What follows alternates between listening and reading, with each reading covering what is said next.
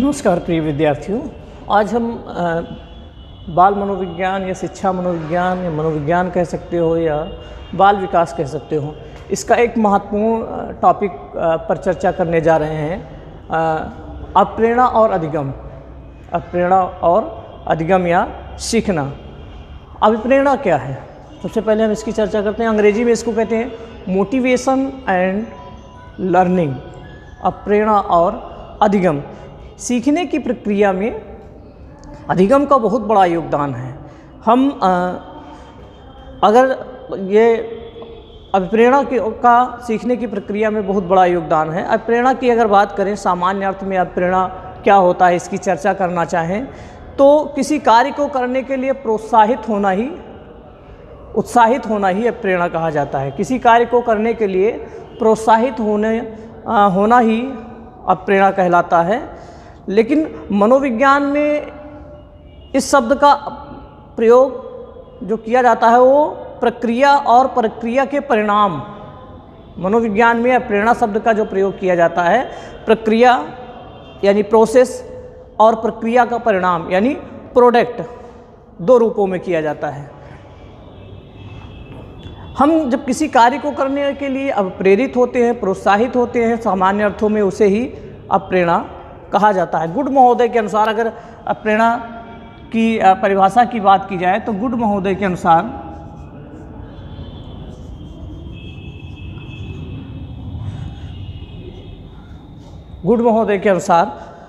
अप्रेरणा किसी कार्य को प्रारंभ करने, अभिप्रेरणा किसी कार्य को प्रारंभ करने, जारी रखने तथा सही दिशा में लगाने की प्रक्रिया है। गुड महोदय ने कहा कि अभिप्रेरणा किसी कार्य को प्रारंभ करने, जारी रखने तथा सही दिशा में लगाने की प्रक्रिया है। ये गुड महोदय की अभिप्रेरणा से संबंधित परिभाषा है। अगर अगली परिभाषा, दूसरी परिभाषा की हम बात करें तो ब्लेयर जोन्स और सिम्पसन महोदय ने कहा था, ब्लेयर जोन्स व सिम्पसन, ब्लेयर जोन्स व सिम्पसन महोदय ने कहा था कि अभिप्रेरणा वह प्रक्रिया है जिसमें सीखने वाले की आंतरिक ऊर्जाएं, अप्रेरणा वह प्रक्रिया है जिसमें सीखने वाले की आंतरिक ऊर्जाएं अथवा आवश्यकताएं उसके पर्यावरण में उपस्थित विभिन्न आदर्शोन्मुख लक्ष्यों की ओर निर्देशित करती है। ये ब्लेयर जोन्स और सिम्पसन की डिफिनेशन यानी परिभाषा है। ब्लेयर जोन्स और सिम्पसन क्या कहते हैं कि अभिप्रेरणा वह प्रक्रिया है जिसमें सीखने वाले की आंतरिक ऊर्जाएं अथवा आवश्यकताएं उसके पर्यावरण में उपस्थित विभिन्न प्रकार के आदर्शोन्मुख लक्ष्यों की ओर निर्देशित करती है, वही अभिप्रेरणा है। ये ब्लेयर जोन्स और सिम्पसन की डिफिनेशन थी। अभिप्रेरणा, जब हम किसी कार्य को करने के लिए प्रेरित होते हैं उसी को अभिप्रेरणा कहते हैं। वुडवर्थ महोदय ने कहा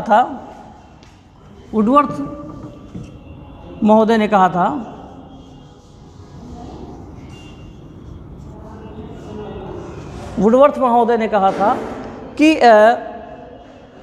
निष्पत्ति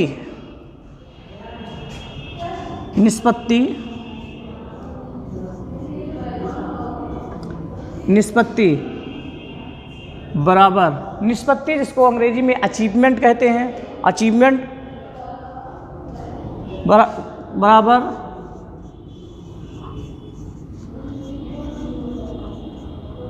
अभिप्रेरणा प्लस योग्यता।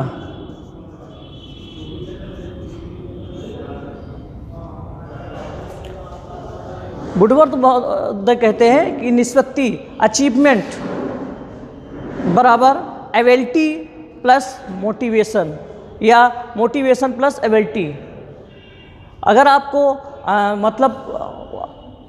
कुछ हासिल करना है, कुछ अचीव करना है तो उसके लिए आपके अंदर उसकी योग्यता होनी चाहिए और आप उसके लिए उसको प्राप्त करने के लिए अभिप्रेरित हो, मोटिवेशन हो, तभी कोई आपको सफलता कोई उपलब्धियां हासिल हो सकती हैं। तो निष्पत्ति अचीवमेंट बराबर अभिप्रेरणा प्लस योग्यता, मोटिवेशन प्लस एबिलिटी। ऐसा नहीं है कि केवल मोटिवेशन से ही आप किसी चीज़ को हासिल नहीं कर सकते हैं, उसकी योग्यता भी आपके अंदर होनी चाहिए। आप मोटिवेट बहुत है लेकिन उसकी योग्यता आपके अंदर नहीं है तो उसको आप नहीं हासिल कर सकते हैं। और आपके अंदर योग्यता बहुत है और आप उस चीज़ को प्राप्त करने के लिए, हासिल करने के लिए आप प्रेरित नहीं हैं तो आप नहीं हासिल कर सकते हैं। जैसे उदाहरण के लिए कहा जाए कि भूख को ले लो, आप भोजन प्राप्त करने के लिए अभिप्रेरित हैं तभी आप भोजन प्राप्त करेंगे। अगर आप अभिप्रेरित नहीं हैं तो भोजन रखा रहे उससे क्या मतलब है, आपको नहीं जाएंगे प्राप्त करने। तो ये वुडवर्थ महोदय कहते हैं कि निष्पत्ति मतलब अचीवमेंट के लिए ज़रूरी है कि हमारे अंदर उसकी योग्यता भी होनी चाहिए और अभिप्रेरणा भी होना चाहिए। एबिलिटी एंड मोटिवेशन दोनों की ज़रूरत होती है निष्पत्ति के लिए, अचीवमेंट के लिए।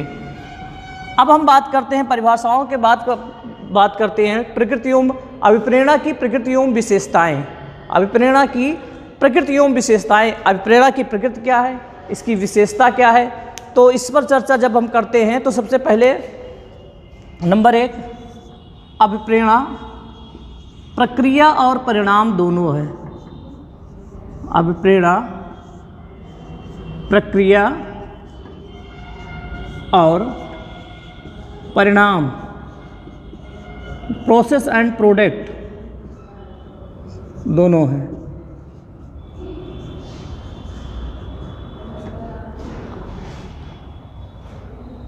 अभिप्रेरणा प्रक्रिया भी है और परिणाम भी है। ठीक, दूसरी प्रकृति एवं विशेषता की बात करें तो दूसरा है अभिप्रेरणा का जन्म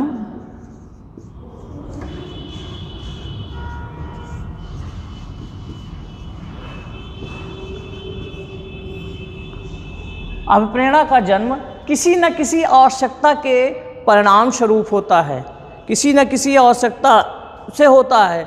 जब तक हमको कोई ना कोई आवश्यकता महसूस नहीं होती है तब तक हम अभिप्रेरित नहीं होते हैं। जैसे हमको भोजन की आवश्यकता है, जब भोजन की आवश्यकता होती है तो भूख अभिप्रेरणा का कार्य करती है। तो इस तरह से अभिप्रेरणा का जन्म किसी न किसी आवश्यकता के परिणाम स्वरूप होता है।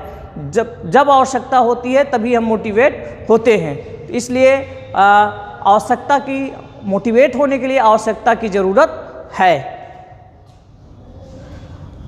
फिर नंबर 3 अभिप्रेरणा एक प्रबल भावात्मक उत्तेजना की स्थिति है। अभिप्रेरणा एक प्रबल भावात्मक उत्तेजना की स्थिति है जिसके कारण व्यक्ति में मनोवैज्ञानिक तनाव उत्पन्न होता है। अभिप्रेरणा एक प्रबल भावात्मक उत्तेजना की स्थिति है जिसके कारण व्यक्ति में मनोवैज्ञानिक तनाव उत्पन्न होता है, जिसे कम करने के लिए वो क्रियाशील होता है। तो तीसरी प्रकृति एवं विशेषता क्या है कि अभिप्रेरणा एक प्रबल भावात्मक उत्तेजना है। अभिप्रेरणा एक प्रबल भावात्मक उत्तेजना है जिसके कारण व्यक्ति में मनोवैज्ञानिक तनाव पैदा होता है और जिसे कम करने के लिए वो क्रियाशील हो जाता है, जिसे कम करने के लिए वो क्रियाशील हो जाता है। एक तनाव अभिप्रेरणा एक तनाव पैदा कर देती है और उस तनाव को दूर करने के लिए, कम करने के लिए मनुष्य क्रियाशील हो जाता है। ठीक, नंबर 4 अभिप्रेरणा व्यक्ति को, चौथे प्रकृति एवं विशेषता की बात करें अगर, अभिप्रेरणा व्यक्ति को तब तक क्रियाशील रखती है जब तक उद्देश्य की प्राप्ति न हो जाए। सही मायने में मोटिवेट जो व्यक्ति है वो तब तक शांत नहीं बैठ सकता है जब तक वो अपने लक्ष्य की प्राप्ति ना कर ले। अगर लक्ष्य की प्राप्ति से पहले वो शांत बैठ जाता है तो वो सही ढंग से मोटिवेट नहीं है या उसको उस चीज़ की आवश्यकता नहीं है। तो इसलिए ज़रूरी है, एक इसकी यह विशेषता है कि ये जो सही ढंग से मोटिवेट व्यक्ति है वो तब तक शांत नहीं रहता जब तक उद्देश्य की प्राप्ति न हो जाए। तो चौथा प्रकृति एवं विशेषता क्या है कि अभिप्रेरणा व्यक्ति को तब तक क्रियाशील रखती है जब तक उसको उद्देश्य की प्राप्ति न हो जाए। फिर पांचवें प्रकृति एवं विशेषता की बात अगर हम करते हैं तो पांचवें में अप्रेरणा को उत्पन्न करने वाले जो कारक होते हैं, अभिप्रेरणा को उत्पन्न करने वाले कारकों को मनोवैज्ञानिक भाषा में अभिप्रेरक कहते हैं। अभिप्रेरणा को उत्पन्न करने वाले कारकों को मनोवैज्ञानिक भाषा में अभिप्रेरक कहते हैं।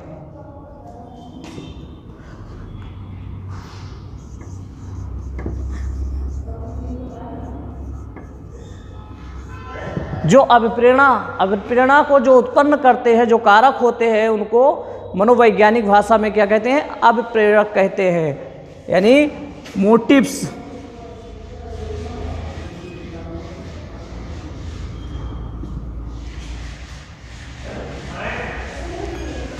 अभिप्रेरक कहते हैं। तो पांचवा प्रकृति एवं विशेषता क्या है कि अभिप्रेरणा को उत्पन्न करने वाले कारकों को मनोवैज्ञानिक भाषा में अभिप्रेरक यानी मोटिव्स कहते हैं। ठीक, ये 5 प्रकृति एवं विशेषताएं इसकी होती हैं। पहला क्या है कि अभिप्रेरणा प्रक्रिया और परिणाम दोनों है। पहली प्रकृति एवं विशेषता अभिप्रेरणा की क्या है कि अभिप्रेरणा प्रक्रिया और परिणाम दोनों है। दूसरा है अभिप्रेरणा का जन्म किसी न किसी आवश्यकता के कारण होता है। जब कोई आवश्यकता होती है तभी अभिप्रेरणा पैदा होती है। अभिप्रेरणा का जन्म किसी न किसी आवश्यकता के कारण होता है। तीसरी चीज बात की जाए कि अभिप्रेरणा एक प्रबल भावात्मक उत्तेजना की स्थिति है। अभिप्रेरणा एक प्रबल भावात्मक उत्तेजना की स्थिति है जिसके कारण व्यक्ति में मनोवैज्ञानिक तनाव उत्पन्न होता है, जिसके कारण व्यक्ति में मनोवैज्ञानिक तनाव उत्पन्न होता है, जिसे कम करने के लिए वो क्रियाशील होता है। ठीक, ये इसकी तीसरी प्रकृति एवं विशेषता थी।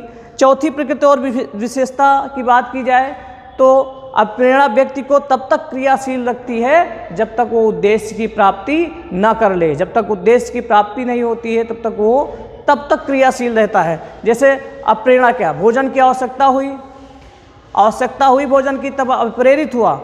और मनोविज्ञान में क्या कहा गया है, मनोवैज्ञानिक भाषा में अभिप्रेरणा को पैदा करने वाले कारकों को अभिप्रेरक कहते हैं, मोटिव्स कहते हैं। अब आवश्यकता भोजन की हुई, अभिप्रेरक जो थे वो भूख थी। भूख एक उसके अंदर तनाव पैदा हुआ और उस तनाव को दूर करने के लिए हम भोजन करते हैं। जब तक भोजन नहीं करते हैं तब तक भूख शांत नहीं होती, एक तनाव पैदा रहता है पेट के अंदर। कहते हैं पेट में चूहे दौड़ रहे हैं, तो इसलिए वो तब तक तनाव बना रहेगा जब तक आप आवश्यकता की पूर्ति नहीं करते। भोजन आवश्यकता क्या है, भोजन, और जब तक भोजन नहीं प्राप्त कर लोगे तब तक वो तनाव बना रहेगा। तो इस तरह से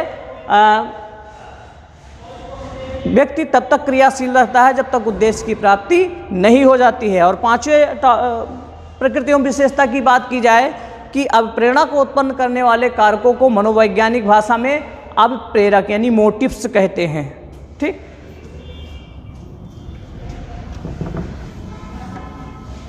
अब हम बात करते हैं अभिप्रेरणा के मूल कारक।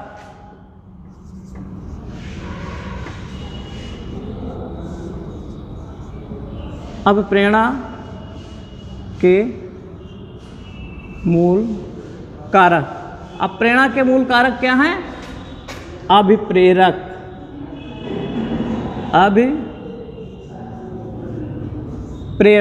अभिप्रेरक मतलब मोटिव्स। अभिप्रेरणा के मूल कारक क्या हैं? पहला मूल कारक क्या है? अभिप्रेरक।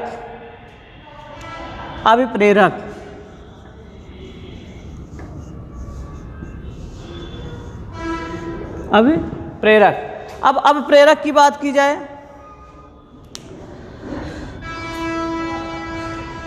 व्यक्ति में अभिप्रेरक में क्या हम सबसे पहले चर्चा करेंगे कि व्यक्ति में किसी कार्य विशेष को करने के प्रति उत्पन्न करने वाले कारकों व्यक्ति में किसी कार्य विशेष को करने के प्रति अभिप्रेरणा उत्पन्न करने वाले कारकों को अभिप्रेरक कहते हैं। व्यक्ति में किसी कार्य विशेष को करने के प्रति अभिप्रेरणा उत्पन्न करने वाले कारकों को अभिप्रेरक कहते हैं। ठीक, व्यक्ति में किसी कार्य विशेष को करने के प्रति अभिप्रेरणा उत्पन्न करने वाले कारकों को अभिप्रेरक कहते हैं। अभिप्रेरकों को सामान्यतः दो वर्गों में विभाजित किया जाता है। अभिप्रेरकों को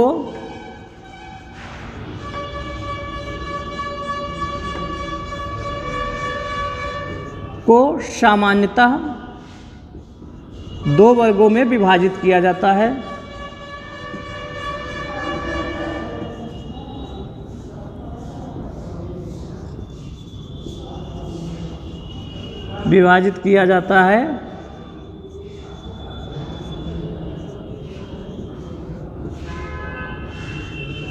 जो अभिप्रेरक होते हैं, जो अभिप्रेरणा को उत्पन्न करने वाले कारक होते हैं, उनको मनोविज्ञान की भाषा में अभिप्रेरक कहते हैं, मोटिव्स कहते हैं। और मोटिव्स जो होते हैं, अभिप्रेरक होते हैं, उनको दो वर्गों में विभाजित किया जा सकता है। सबसे पहला है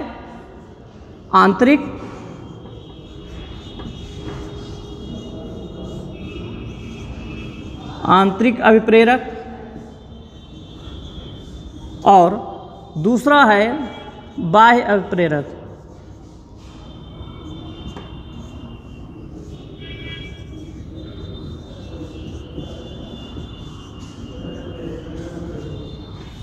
अभिप्रेरकों को सामान्यतः दो वर्गों में विभाजित किया जाता है। पहला आंतरिक अभिप्रेरक यानी कि इंटरनल मोटिव्स, और दूसरा बाह्य अभिप्रेरक यानी कि एक्सटर्नल मोटिव्स। इंटरनल मोटिव्स और एक्सटर्नल मोटिव्स। तो मोटिव्स कितने या प्रेरक कितने प्रकार के होते हैं? दो। अभिप्रेरकों को दो वर्गों में विभाजित किया जाता है, आंतरिक अभिप्रेरक और बाह्य अभिप्रेरक। आंतरिक अभिप्रेरक जिसको अंग्रेजी में इंटरनल मोटिव्स कहते हैं, और बाह्य अभिप्रेरक जिसको अंग्रेजी में एक्सटर्नल मोटिव्स कहते हैं। अब हम पढ़ेंगे आंतरिक अभिप्रेरक। नंबर 1, आंतरिक अभिप्रेरक।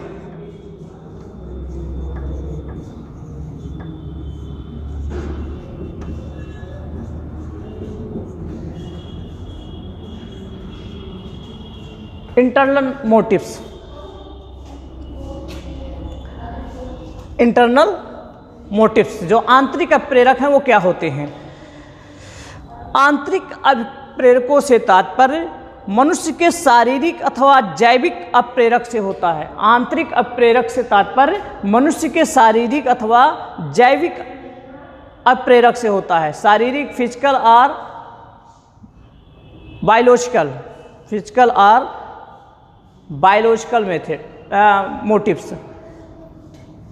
इंटरनल मोटिव्स कौन होते हैं? जो फिजिकल और बायोलॉजिकल मोटिव्स होते हैं। तो इसमें क्या लिखते हैं कि आंतरिक अभिप्रेरकों से तात्पर्य मनुष्य के शारीरिक अथवा जैविक अभिप्रेरकों से होता है। आंतरिक अभिप्रेरक कौन से हैं? जो अभिप्रेरक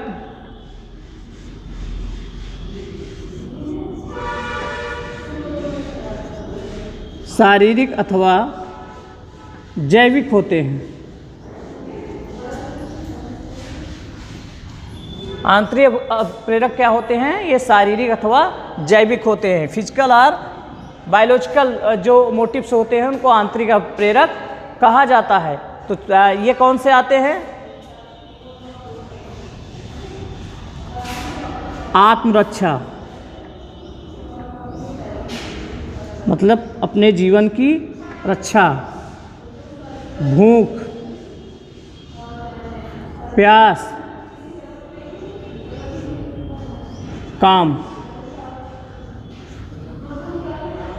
तो आंतरिक अभिप्रेरक कौन होते हैं? जो फिजिकल और बायोलॉजिकल होते हैं। शारीरिक अथवा जैविक अभिप्रेरक जो होते हैं, मोटिव्स होते हैं, वो आंतरिक के अंतर्गत आते हैं। और ये शारीरिक अथवा जैविक मोटिव्स कौन कौन से हैं?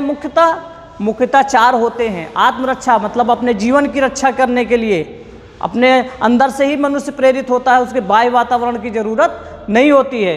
भूख हमारी आंतरिक होती है, हमारे शरीर के अंदर की मांग होती है जो प्रेरित करती है मनुष्य को। प्यास भी आंतरिक होती है, आंतरिक प्रेरक होता है, और काम वासना भी आंतरिक प्रेरक होता है। ठीक, तो ये आंतरिक प्रेरक हैं, जैसे आत्मरक्षा, भूख, प्यास और काम। ठीक, ये आंतरिक प्रेरक हैं। फिर दूसरे प्रेरक की हम बात करेंगे, बाह्य प्रेरक।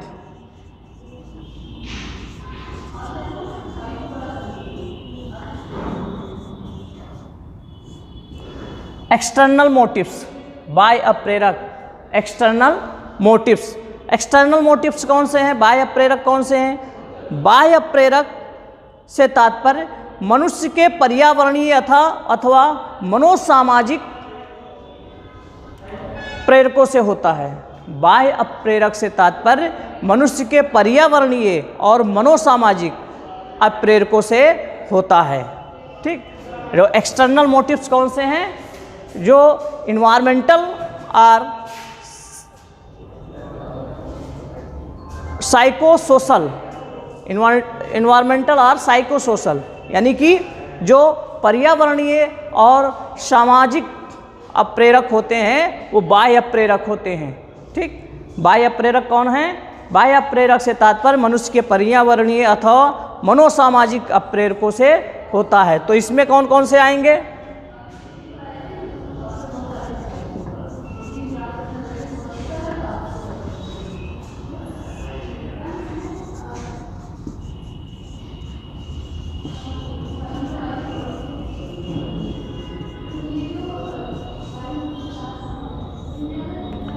इसमें शारीरिक अथवा जैविक होते हैं और इसमें पर्यावरणीय अथवा मनोसामाजिक होते हैं। शारीरिक अथवा जैविक में आत्मरक्षा, भूख, प्यास और काम वासना जो हमारे आंतरिक प्रेरक हैं, जो अंदर से हमको प्रेरित करते हैं कार्य करने के लिए, सीखने के लिए, अधिगम के लिए। और बाह्य प्रेरक क्या हैं?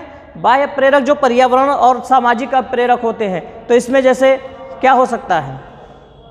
किसी वस्तु को प्राप्त करने की इच्छा, कोई पद प्राप्त करने की इच्छा, किसी के जैसा बनने की इच्छा, किसी को देखकर जो कार्य करने की इच्छा हो, वो बाह्य या पर्यावरणीय या सामाजिक प्रेरक होते हैं। आत्मसम्मान, जैसे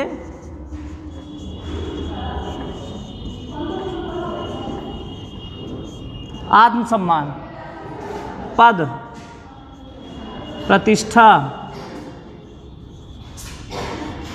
आत्मसम्मान, पद, प्रतिष्ठा, उपलब्धि प्राप्त करने की इच्छा,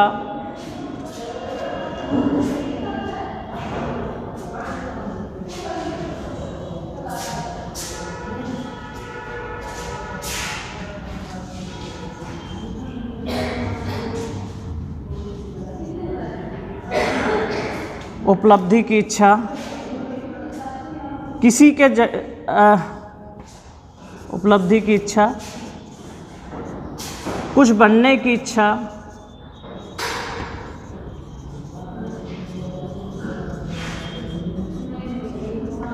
ये सब क्या है?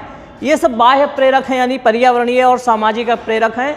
आत्मसम्मान की जो बात होती है, पद, प्रतिष्ठा, कुछ बनने की, किसी के जैसा बनने की, किसी के जैसा कुछ करने की, ये जो इससे हम जब प्रभावित होकर कार्य करते हैं तो ये जो प्रेरक होते हैं वो बाह्य प्रेरक के अंतर्गत आते हैं, जो पर्यावरण से और समाज से जुड़े हुए प्रेरक होते हैं। ये बाह्य प्रेरक होते हैं और ये आंतरिक प्रेरक होते हैं। तो प्रेरक को दो वर्गों में विभाजित किया जाता है, internal motives and external motives. Internal motives जो हमारे फिजिकल और बायोलॉजिकल मोटिव्स होते हैं, वो इंटरनल मोटिव्स होते हैं, जिसमें हमारा आत्मरक्षा, भूख, प्यास और काम वासना होती है।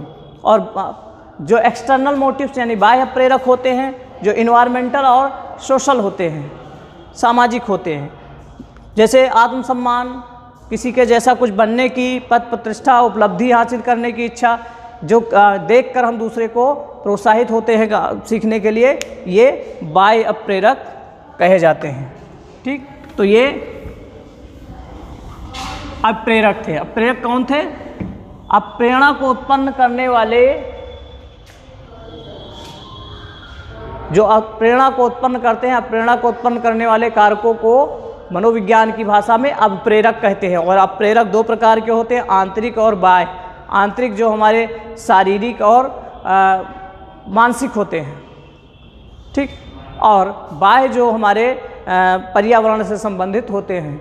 आंतरिक में भूख प्यास, काम, आत्मरक्षा, ये आंतरिक हो गए। बाह्य में आत्मसम्मान, कुछ पाने की इच्छा, उपलब्धि हासिल करने की इच्छा, ये बाह्य प्रेरक हो गए।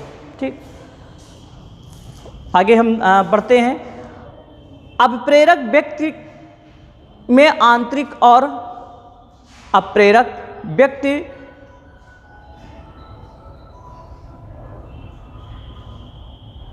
अप्रेरक व्यक्ति में आंतरिक और बाह्य दशाएं हैं जो उसे कार्य विशेष के संपादन के लिए प्रेरित करती हैं। अप्रेरक व्यक्ति में आंतरिक और बाह्य दशाएं हैं जो व्यक्ति को कार्य विशेष के संपादन के लिए प्रेरित करती हैं और उद्देश्य प्राप्ति तक क्रियाशील रखती हैं। ठीक, अप्रेरक क्या हैं? अप्रेरक व्यक्ति में आंतरिक और बाह्य दशाएं हैं जो उसे कार्य विशेष के करने के लिए प्रेरित करती हैं और उद्देश्य की प्राप्ति तक क्रियाशील रखती हैं। अब नेक्स्ट हम पढ़ेंगे अभिप्रेरणा के घटक।